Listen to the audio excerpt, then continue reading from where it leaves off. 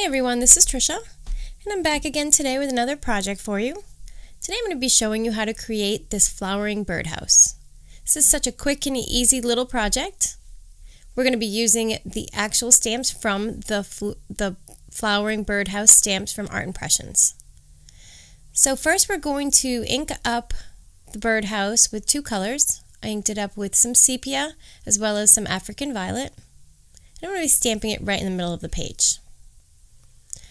So as with all of our projects, we're going to first start by pulling the color out of the lines.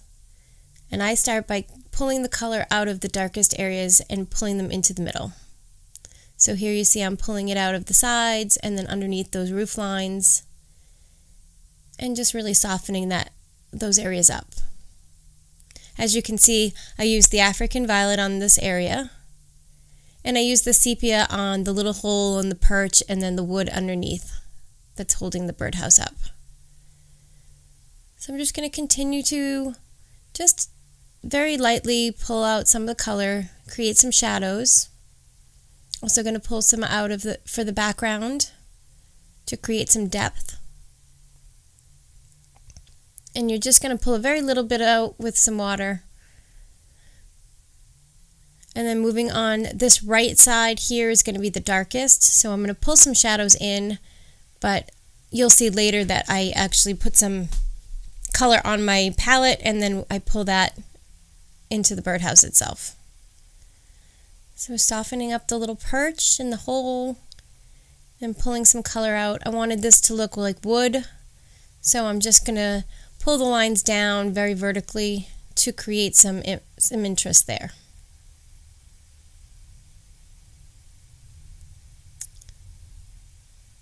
And then just again pulling out a little bit of color just out into the background.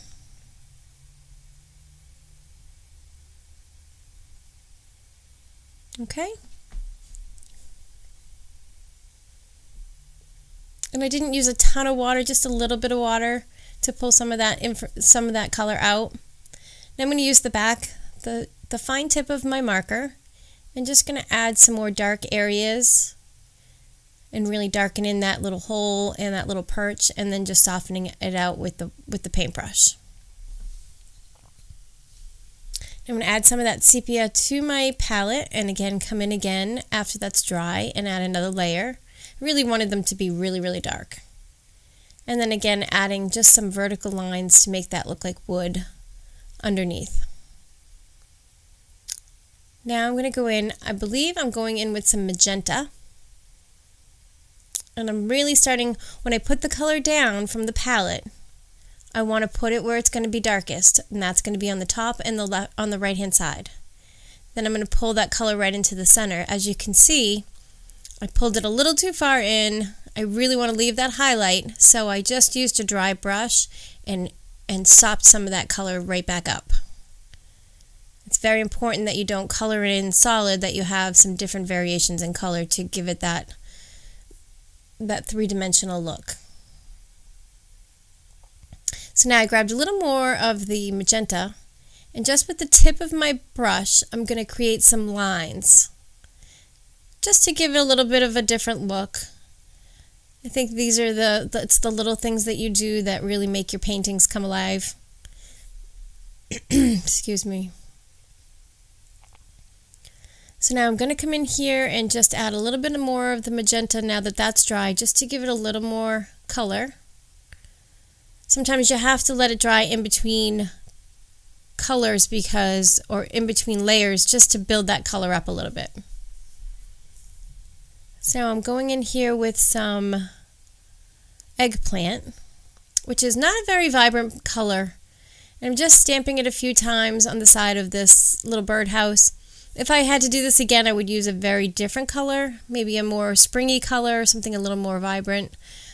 It was very muted, this eggplant color. So I'm going in here with the back of my marker again, and I'm really just kind of darkening up those dark areas. And I'll use my brush with some water and just touch those blooms. You don't have to touch the stems, just the blooms. Now I'm going to be using the little leaf that comes in the set. And I'm just going to color that. I'm going to stamp that with some olive green. And I'm just going to put it in just a few areas for now. I'm going to come in with my blooms. I'm going to come in with the daisy bunch and stamp that around so that I make sure that I leave enough room for my flowers. I tend to do that so that I don't have too much green. And this is going to be using the pink to make these blooms. And then I'll just come back in with the foliage and go right around those blooms. Like I said, I like to do that just so that sometimes I get a little crazy with the foliage, and then before you know it, I have no room for flowers. So sometimes I tend to do a little bit, add some flowers, and then add a little bit more. And that way I can take my greens and really butt them right up against my flowers so they look like they're more natural. Now, this foliage is one that you can stamp once or twice, or you can do it in a circle for 4 or 5 times like we do with our other foliage. Sometimes I only do it once or twice if I want to get some really dark areas. And now I'm just coming in here with my brush and some water and softening those areas right up.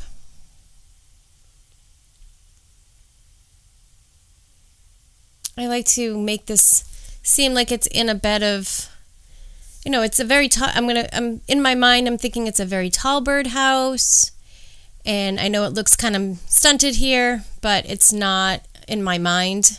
It's a painting, so it's just the idea. Right now I'm going in with some sepia from my palette, and I'm adding some shading to that roof. So when you're doing these paintings, you can be as realistic or as not realistic as you want.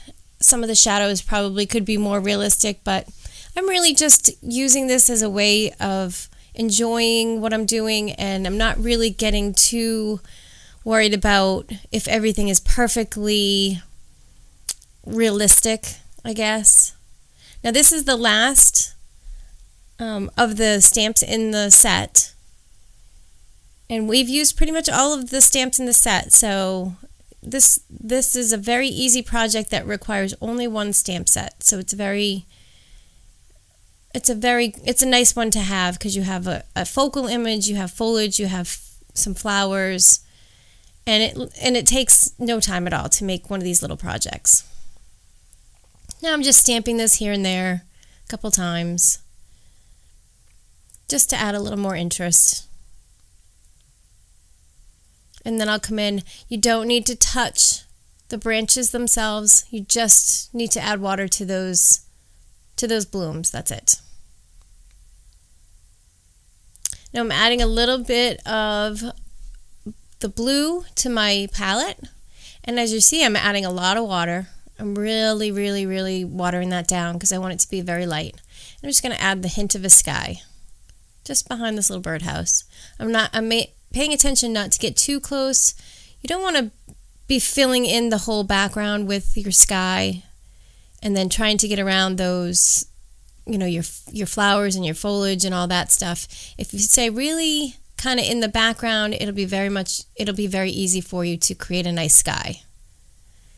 And it's watercolor, so it's the hint of a sky. It's not supposed to be crazy. It's supposed to be relaxing. This is not supposed to be a project that stresses you out.